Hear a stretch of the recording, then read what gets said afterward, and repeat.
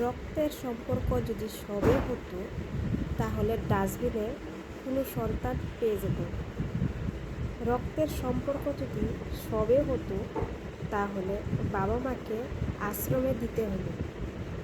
রক্ত সম্পর্ক যদি সবেই থাকতো তাহলে বাড়িদের সবাই একসাথেই থাকতো।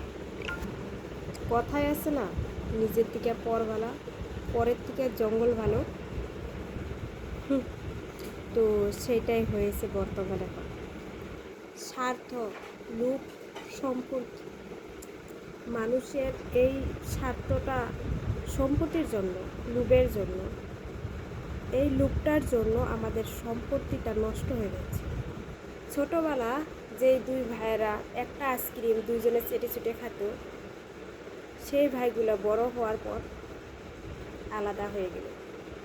ছোটোবেলা যেই দুই বোনেরা এক রকমের জামা পরে মেলা ঘুরতে যেত, সেই বোনেরাই বড় হয়ে যখন বিয়ে দেওয়ার সময় তখন ওইটাই ভাবে যে কাকে গয়না বেশি দিল, কাকে কম দিল। তো সেটার জন্যই রক্ত সম্পর্ক রাখে। রক্ত সম্পর্ক যদি সবই হতো তাহলে এখনও সবাই হেসে খুশে সারা জীবন কাটাতো। সবার হাড়ি আলাদা হতো না।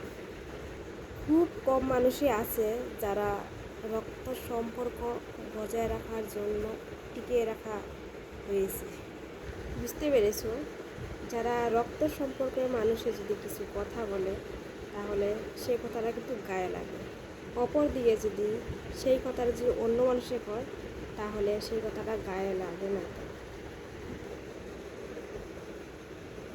সত্যি, নিজের দিকে পর ভালো, পরেরা অনেক ভালো, নিজের লোকগুলো থেকে অনেক ভালোবাসে, আর পরের থেকে জঙ্গল তার থেকে বেশি ভালো।